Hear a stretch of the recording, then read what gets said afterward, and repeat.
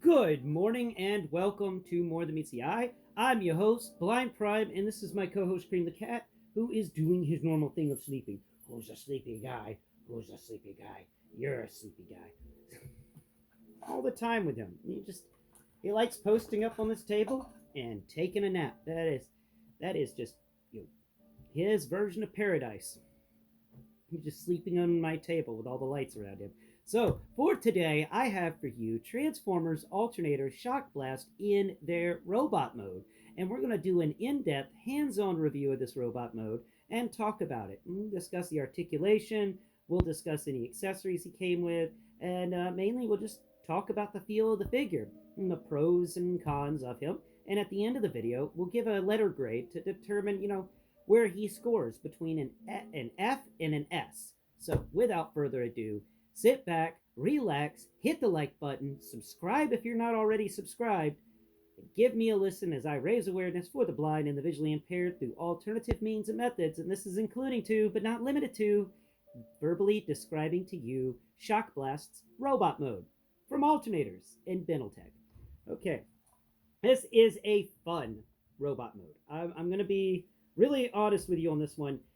He's got the best legs. Okay, there's few of these robots that have just an insanely good legs, and this dude has it. We talked about Hound and how Hound had a big problem with weight distribution because he had ball joints for his hips. This guy has some joints for his hips, but they're not ball joints. They're just some regular joints, and I just disconnected that spot. Push back down. Connect yourself. Okay, these joints in his hips are very stiff even now, even though he's 20 years old this year. He's still going strong. And his knees, oh, that is an amazing ratchet. I love the ratcheted knees. I wish that there was a ratchet in the hip, but there is a ratchet in the side hip, which is something we don't see anymore these days. Do you remember, Ultra Magnus from Siege and how terrible his side hips were? Mine, I had to be careful or else he'd end up like just slipping up and doing a split. This guy, his sides are ratcheted, and that's something I love. I love the side ratchet kick. Yeah, it's wonderful. It's something that we absolutely need more often in generations these days is some ratchets on the hips so that side hip action can get a nice ratchet to it and it's a little stronger in case you have a heavy transformer. Definitely that's a problem with Hound, but this guy's joints are tight. So we'll come down here to his feet, and I like talking about the feet first. The underside of the feet, there's a giant hole in the underside from the negative spot of where the legs folded in. So just be aware of that. But it works. It works for this guy being a robot made out of a vehicle. I like how the bottom of the trunk like folds out and kind of becomes its own little foot pad. And that's a lot of fun. I appreciate how how he has this like foot shape thing that folds out that you can use if you want to keep him up off the ground a bit. But you can also just fold these back in to the vehicle mode or the robot's foot, and now he's lower down and not quite as sturdy. But the fun part here is if you raise up his toes and you like squeeze his legs together just a little bit, he can just roll around. Let's see, can we get him to roll around? Come on, roll around for me, buddy. Roll around for me. Yes, we gotta fix all this stuff so you can roll around. Yeah, because he's got Heelys. He's got Heelys. He's got to use them sometimes. Use your Heelys, man. Okay, so maybe not the best in the world, but he can take turns very well. I think he's a lot of fun. I love the feet. I love how the back of the vehicle, the rear doors fold up to make the backs of his legs. I appreciate how the wheels act on the side and how, because of the way the transformation works, the wheels aren't directly connected to the ground. They just hover a little bit above the ground, and that is something special. That was a problem with Studio Series 86 Ultra Magnus. We had to get in there and move the wheels around to stop them from rolling around whenever he was in robot mode. That's not the case with Shockblast here. Shockblast is pretty good about all that, and that's really nice.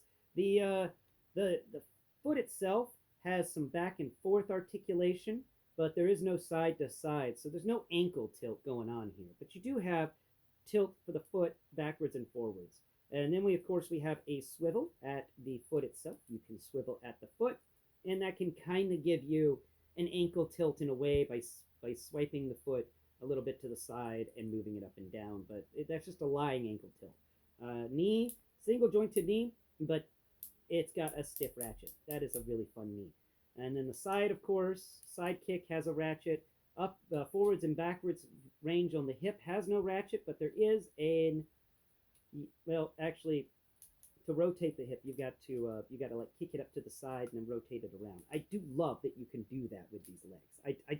That is one of my more fun parts about these legs is that rotation.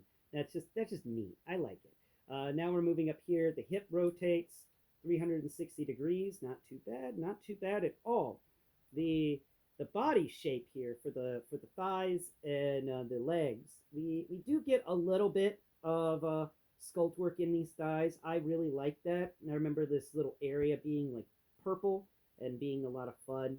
I think that his legs are just really, really interesting, and that they did manage to put some textures in there. I like that. Like that feels like a light bulb or something. I like the textures they included in the legs. I wish they had given us more in the thigh, but I'll take what we got because what we got is better than what we usually get. So, score high for the thigh. Coming over here to his core body, I love how his core body shape is formed by folding the seats up and folding everything together. It does make for a wonderful, wonderful core body that's sleek and menacing at the same time. Absolutely, absolutely love how this all comes together. In the fact that the rivets and hard feel of the backs of his seats do make him into kind of a more monstrous Decepticon by having these really nice textures running up his sides. It's just it's so much. It's so good. He's just so much fun.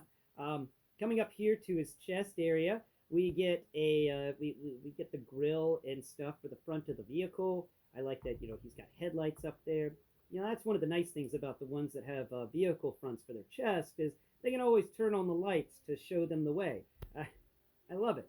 Moving over here to his arms, we've got 360-degree rotation at the shoulder. His shoulders can raise up more than 90 degrees. And then, of course, because of the way the transformation works, you can kind of accidentally fold it down if you want, but I wouldn't advise. Double jointed elbows, really nice there. Yeah, especially for something made back in 2005, and articulated fingers for the hand, and the hand also rotates. Now coming up here to his arms, we got some good textures going on here, but it's not as much as I would like. I do appreciate the flat feel of the armor plate at his shoulder. I remember I could swear to God one of these is actually a Decepticon symbol painted on there, but I could be wrong. It's been a while since I've seen this figure. Now, I like the sculpt work they put into the forearm.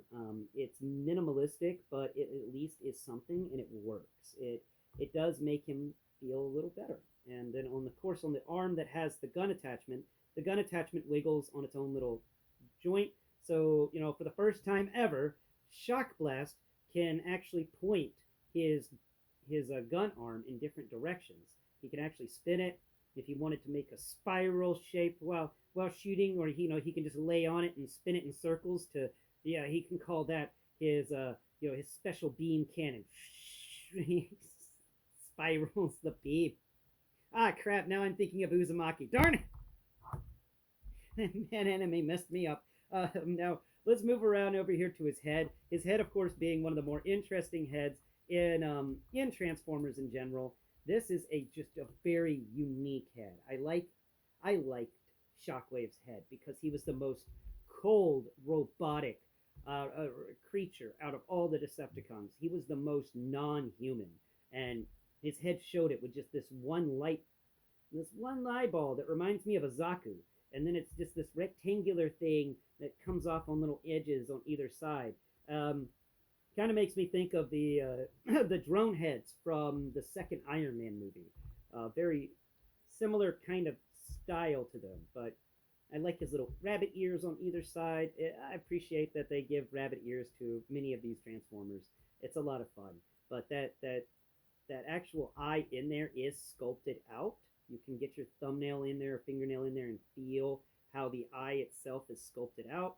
And that is an attention to detail that I really appreciate, and I will always appreciate with the Alternators line. They did focus on detail. They really did.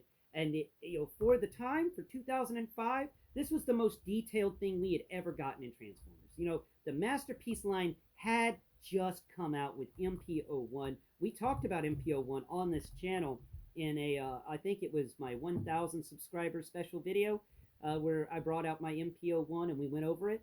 Now, that came out around the same time as Shockblast here, and you can really tell that Transformers was going for something more detailed, more streamlined, but just complex transformations. They really they had something with the Alternators line. It was like lightning in a bottle. It's just something that is just magical to behold. I like how his wings, his doors on either side make these really fun wings that come off on either side of his body, and I love how he feels in the hand. He's got weight to him, even though he's an alternator, so no metal but plastic and rubber, and he's just a fun guy. I'm glad that I picked Shockblast over Meister.